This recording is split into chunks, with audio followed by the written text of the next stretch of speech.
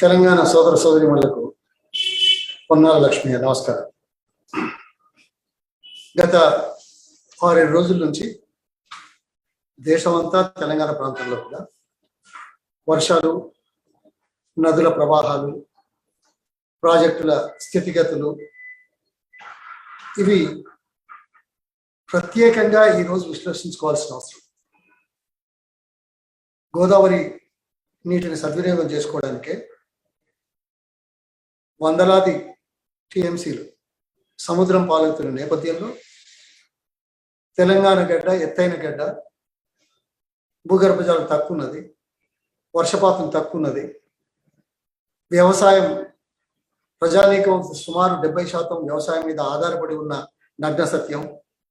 ఇతర రాష్ట్రాల నుంచి అభ్యంతరాలు లేకుండా మన రాష్ట్రానికి ఉపయోగించుకోవాల్సిన చట్టబద్ధంగా కేటాయింపబడ్డ నీటిని వాడుకోవడానికి పెద్ద ఎత్తున తెలంగాణలో దాదాపు 30 పైచిలకు ప్రాజెక్టులు 2004లో కాంగ్రెస్ పార్టీ ప్రభుత్వం ప్రవేశపెట్టిన సంగతి తెలుసు. ఈ నేపథ్యంలో అప్పటికే 2014 వరకే సుమారు 9-10 లక్షల ఎకరాలకు నీళ్ళు ఇవ్వడం, అన్ని ప్రాజెక్టులు మొదలు పెట్టడం, వివిధ దశల్లో ఉండడం ఇవన్నీ తెలుసు. అది చెప్పాల్సిన అవసరం లేదు. కానీ ముఖ్యమంత్రిగా పదవీ బాధ్యతలు చేపట్టిన తర్వాత కె చంద్రశేఖరరావు గారు తాను ఒక ప్రపంచ ప్రఖ్యాత ఇంజనీర్గా, అది ఏమన్నారు, వరల్డ్స్ సెల్ఫ్ ప్రొక్లెయిమ్డ్ బెస్ట్ ఇంజనీర్గా సంవత్సరాల నుంచి దేశంలో కానీ, రాష్ట్రంలో కానీ, ప్రపంచంలో కానీ నీటిపారుదల ప్రాజెక్టులు ఏ కోవలో చేపట్టబడ్డాయో, ఎలా పూర్తి చేయబడ్డాయో తెలిసినా తానేదో కొత్తగా సృష్టిస్తానని ఇది అన్ప్రెసిడెంటెడ్ ప్రెజెంటేషన్ ఎవరి ముందు, గౌరవ ప్రజాప్రతినిధుల ముందు అసెంబ్లీలో ప్రవేశపెట్టి గీతలన్నీ గీశారు. అంటే అప్పటి వరకు వ్యవస్థ కానీ, సాంకేతిక నిపుణులు కానీ, ప్రభుత్వాలు కానీ పట్టించుకోలేదనే దుష్ట ప్రచారం చేయడానికి చేసిన ఎత్తుగడలో ఈ ప్రజాప్రతినిధుల ముందు సరే చేయండి, మేము కాదనేది లేదు. మంచి చేస్తామంటే వద్దంటారా? మంచి జరగాలనేది కోరుకుంటాం కదా. మరింత మెరుగైన సౌకర్యాలు కల్పించాలనే కదా పార్టీలు, రాజకీయాలు, అధికారం. కాంపలేదు లేదు, మాకేం ఈర్ష లేదు. కానీ కేసీఆర్ గారు చేపట్టిన కాళేశ్వరం ప్రాజెక్టు, ఇవాళ గోదావరి వరదలు కానివ్వండి, ప్రాజెక్టులో నీటి నిల్వలు కానివ్వండి, నీటి ప్రవాహాలు కానీ ఒక్కసారి సమీక్షిస్తే చరిత్రలో ఇంత పెద్ద తప్పు ఏ నాయకుడు కూడా సాంకేతికతను సొంతం చేసుకున్నట్టుగా నటించి చేసినాక దానికి తెలంగాణ ప్రాంతం, తెలంగాణ ప్రజలు చెల్లించుకోవాల్సి వచ్చిన పరిస్థితి. సుమారు 80,000 లక్ష కోట్లు పెట్టి చేశారు.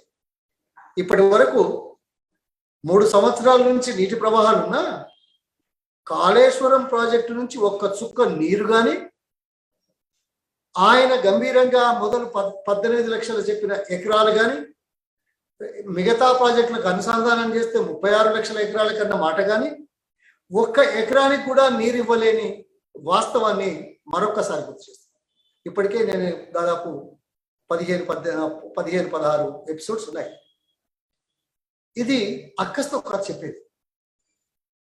ఇటువంటప్పుడు ఈ సంవత్సరం వారం రోజుల కిందనే రాష్ట్ర నీటిపారుదల శాఖ ఒక రిపోర్ట్ ఇచ్చింది. ఈ సంవత్సరం కాళేశ్వరంలో 57,000 ఎకరాలకు నీళ్ళు ఇస్తాము. అది ఒక పెద్ద అబద్ధం. కాళేశ్వరం నీళ్లు రావట్లేదు.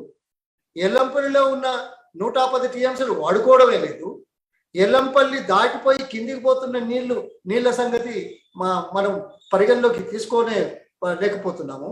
అటువంటప్పుడు కింది నుంచి మీద తీసుకొస్తా అని ప్రగల్భాలు పలికింది. అది వేరే సమస్య. ఇవాళ కాళేశ్వరం పంప్ హౌస్లో నీళ్ళు వచ్చాయి. కాళేశ్వరం పంప్ హౌసెస్ అన్ని దేవతల పేర్లు పెట్టాడు. ఎలా వస్తాయా పంప్ హౌస్లోకి నీళ్లు చెప్తున్నారు, రిపోర్ట్స్ రాస్తున్నారు. ఏమని? అత్యంత ఎక్కువ ప్రవాహం, అదే 28,28.2 లక్షల క్యూసెక్కుల నీటి ప్రవాహం, గరిష్ట ప్రవాహం 1936 56 ఏదో డేట్ ఇచ్చారు. ఆ సంవత్సరం నుంచి ఇంత ఎప్పుడు రాలేదు. ఓకే, ఠీకే, రాలేదు. ఇవాళ మీరు అనుకున్న గరిష్ట ప్రవాహం కంటే ఇంకో 0.3 lakh క్యూసెక్స్ అంటే 30,000 క్యూసెక్లు అదనంగా ఉంది. అంటే ground level of pump houses ఎక్కడ ఉండాలయ్యా? గరిష్ట వరద ప్రవాహ లెవెల్ కంటే 10 మీటర్లో 5 మీటర్లో ఎప్పుడైనా గరిష్ట ప్రవాహం కంటే ఎక్కువ వస్తుందనో ఆలోచన చేసి డిజైన్ చేయాల్సిన అవసరం ఉందా లేదా? ఈ మాటను ఇంజనీర్లు, సాంకేతిక నిపుణులు ఒప్పుకుంటారా లేదా? కానీ ఇది తక్కువ పెట్టేసి ఇవాళ మునిగేటువంటి పరిస్థితులు సృష్టిస్తే దీనివల్ల వచ్చే నష్టం ఏంటో తెలుసా?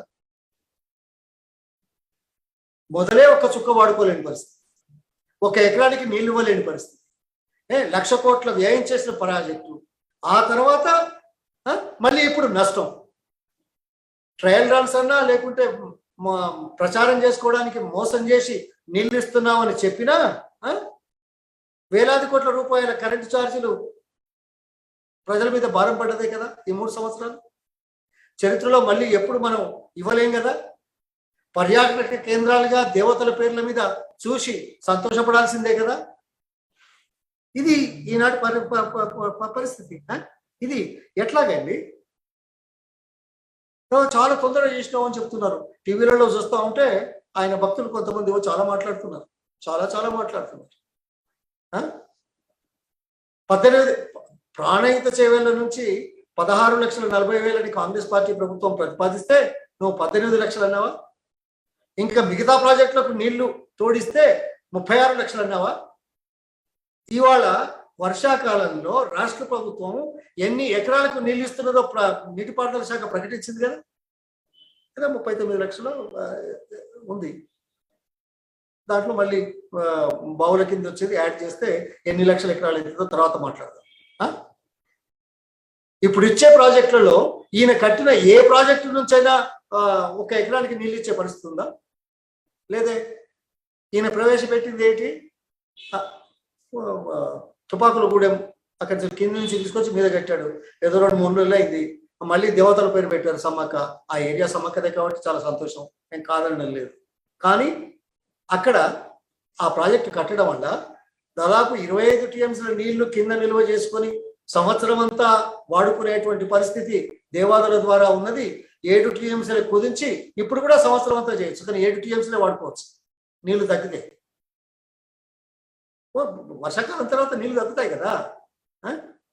కింద మొదలు ప్రతిపాదించిన దాంట్లో 20-25 టీఎంసీలు ఏదో ఉన్నాయి, అవన్నీ వాడుకునే పరిస్థితి కాల రాశాడు కదా. ఓకే, చేశాడు. ఇవాళ ఏంటిది? గరిష్ట ప్రవాహం దేవాదుల దగ్గర కూడా గరిష్టంగా ఉంది, 87 మీటర్లు అనుకుంటాను సుమారు. అక్కడ 13 లక్షల క్యూసెక్లు, ఇక్కడ 28 లక్షల క్యూసెక్లు గరిష్ట ప్రవాహాలు రికార్డెడ్ ఐటమ్. మరి దేవాదుల పంప్ హౌజులు ఎందుకు మునగలేదయ్యా? దేవాదుల పంప్ హౌజులు ఎందుకు మునగలేదంటే దేవాదుల దగ్గర ground level of pump houses 94 మీటర్లు పెట్టాం. అంటే 87 మీటర్లు గరిష్ట ప్రవాహం అయితే చరిత్రలో, అంతకంటే ఇంకా 5 మీటర్లు పైన మట్టి ఇదంతా తీసుకొని పెంచి ఎట్టి పరిస్థితుల్లో కూడా అది రావద్దు అని. ఇందులో చాలా సాంకేతిక విషయాలు ఉన్నాయి. చాలా మందికి అవగాహన చేసుకోవడానికి కొంత ఇబ్బంది పడుతుంది, కానీ రిజల్ట్ మాత్రం ఏం లేదు కదా. నీవు చేసిన నిర్వాహకం వల్ల 1,00,000 కోట్ల ప్రాజెక్టు నీళ్ళలో మునిగింది. నీవు చేసిన నిర్వాహకం వల్ల 1,00,000 కోట్ల రూపాయల ప్రాజెక్టుతో ఒక్క నీటి చుక్క కానీ 1 ఎకరం కానీ పారేటువంటి పరిస్థితులు తీసుకురాకుండా కాలయాపన చాలా తొందరగా చేశాడు ప్రపంచంలో. చాలా మూడేది. ఇంత తొందరగా చేయగలిగిన, దీక్ష కలిగిన, పట్టుదల కలిగిన ఈ నాయకుడు అసంపూర్తిగా ఉన్నాయి, పురోగతిలో ఉన్న ప్రాజెక్టులు పూర్తి స్థాయిలో ఈ 8 సంవత్సరాల్లో ఎందుకు పూర్తి చేయలేదంటే సమాధానం చెప్తాడా? ముక్కు నాలుగు రాస్తాడా? ఆయన రాయడు. ఎందుకు తెలుసా? ఛాలెంజ్ చేస్తాడు, పారిపోతాడు. సాంకేతిక విషయాల మీద ఎక్కడైనా చర్చలు పెట్టాడా? సాంకేతిక విషయాల మీద ఆ రైతులతోటి కానీ, సాంకేతిక నిపుణులతోటి కానీ, తర్వాత సోషల్ సంస్థలతోటి కానీ ఎప్పుడైనా ఎక్కడైనా సలహాలు తీసుకోవడానికి కానీ లేకపోతే సలహాలు వినడానికి కానీ ఈయన అవకాశం ఇచ్చాడా? అంతా ఆయనే. కేసీఆర్ వల్లే తెలంగాణ రాష్ట్రం నష్టపోతున్నది, కేసీఆర్ వల్లే తెలంగాణ ముందడుగు వేయలేకపోతున్నది, అతలాకుతలం చేశారు. చాలా ఉన్నాయి మాట్లాడడానికి.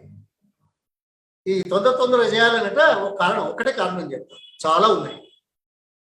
మనం నేషనల్ సంస్థ, పబ్లిక్ రంగ సంస్థ బిహెచ్ఎల్, భారత్ హెవీ ఎలక్ట్రికల్స్, అక్కడి నుంచి మోటార్లు తీసుకున్నాం మనం గతంలో అన్ని ప్రాజెక్టులు.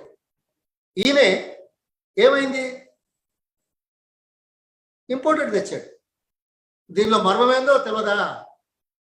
ఇక్కడోళ్ళు తొందరగా ఇయ్యారట, బయటోడు ఖాళీగా ఇది బంద్ చేసుకొని వ్యాపారం లేకుంటున్నారట, వాడు తొందరగా ఇచ్చిండని నమ్మబలకడానికి చేసే ఎత్తుగడలు తప్ప ఇంకేమన్నా ఉందా? ఇంత నీచాతి నిజం. అందుకే చర్చకు రమ్మంటున్నాం. ఇవాళ ఇంకా చాలా ఉన్నాయి. ఏదో ఈయన మెదడుకు సానబెట్టిండట, ఆలోచన చేసిండట, అసెంబ్లీలో మాట్లాడినమాట. మేము అదే కాదు, ఇవాళ ఇంకా చాలా ఉన్నాయి. ఏం చెప్పమంటారు? మేము 48 ప్రాజెక్టుల దగ్గర చర్చలు పెట్టామా? ఈ నాయకుడే కేసీఆర్ తోటే ఛాలెంజ్ చేస్తే 5 గంటల 45 నిమిషాలు ఒక ప్రముఖ టీవీ ఛానల్ ముందు డిబేట్ చేశామా? క్లారిఫై చేశామా? ఒక్క ప్రశ్నకు అసెంబ్లీలో 18 రోజులు సాగదీసిన, 18 రోజులు ఏమాత్రం జడవకుండా జొంకకుండా వాస్తవాలు తెలియజేయడానికి సమాధానం చెప్పిన చరిత్ర కాంగ్రెస్ పార్టీ. ఇది ఎప్పుడైనా ప్రపంచంలో ఎక్కడైనా జరిగిందా? రైతుల విషయాలకు అనుమానాలు ఉంటే ఎంఆర్ఓ ఆఫీసుల దగ్గర వాళ్ళ అభిప్రాయాలకు డబ్బాలు పెట్టాం. ఇది వాస్తవం కదా? ఇవాళ ఏం మాట్లాడతామయ్యా? ఓ డబ్బా పెట్టు, ఎన్ని ఎకరాలకు వచ్చిందో రైతులు చెప్తారు. మీ కాళేశ్వరం నీళ్ళు మాకు ఇగో ఇన్ని ఎకరాలకు వచ్చింది, నేను పండించుకున్నాను చెప్పని చెప్పు. ఎల్లంపల్లి నీళ్లు కానీ, గోదావరి నీళ్లు కానీ, ఈ నీళ్ళు వచ్చి ఎల్లంపల్లి నుంచి వచ్చే నీళ్లను కాళేశ్వరం నీళ్ళని బూచితో దుష్ప్రచారం చేసే నీచ రాజకీయాలు చేస్తుంది. రా మాట్లాడదాం. మేము అబద్ధం చెప్పాల్సిన అవసరం లేదు, అవాస్తవాలతో రాజకీయం చేయదలుచుకోలేదు. ప్రజాహితమే, ప్రజల క్షేమమే, ఈ రాష్ట్ర పురోగతి కోసమే తెలంగాణ కావాలన్నాం. ఉమ్మడి రాష్ట్రంలో కూడా విద్యుత్ ప్రాజెక్టుల పాటు ఈ నీటిపారుదల ప్రాజెక్టుల ముందుకు తీసుకొచ్చింది. ఇంకా చాలా ఉన్నాయి మాట్లాడేది. దేవాదుల ఏ స్థాయిలో ఉంది? అయ్యా నువ్వు చేసినావు, ఓహో ఇదేమో తొందరగా చేసినావు కదా, 1,00,000 కోట్లది. పాలమూరు రంగారెడ్డి ఎక్కడ పెట్టావా? అవుతుందా ఈ జన్మలో? మొదలు 3 టీఎంసీలు, తర్వాత 2 టీఎంసీలు, ఇంకో టీఎంసీ, ఇటు అటు పోయి ఆ రాష్ట్రం ఈ రాష్ట్రం మళ్ళీ అవినీతి బయటపడుతుందని, అబద్ధాలు తెలిసిపోతాయని కేంద్ర ప్రభుత్వం గెజెట్ నోటిఫికేషన్ ఇస్తే నోరు మూసుకున్న చరిత్ర ఈ ముఖ్యమంత్రిది కాదా? ఈ దేశ చరిత్రలో ఎప్పుడైనా గెజెట్ నోటిఫికేషన్ ఇచ్చారా? కేంద్ర ప్రభుత్వం గెజెట్ నోటిఫికేషన్ ఇచ్చింది అంటే, రాష్ట్ర ప్రభుత్వ హయాంలో ఉన్న నీటిపారుదలను కేంద్రం తీసుకున్నదంటే తెలంగాణకు అవమానం కదా? ఇది నీ నిర్వాహకం వల్ల కాదా? అందుకే నిజాలు కొద్దిగా ఆలస్యం, నిలక మీద వస్తాయి అంతే తప్ప. ఇవాళ వరదలు వచ్చినాయి, ఎక్కడున్నారే కేసీఆర్ గారు? ఏమో ఎక్కడో ఫామ్ హౌస్లో ఉండొచ్చు. ఏమన్నా ఎకరానికి ₹1,00,00,000 సంపాదిస్తుంది కదా, ఏమన్నా నష్టం వస్తున్నదని అక్కడే కూర్చున్నట్టు, అంతే కదా? 2006లో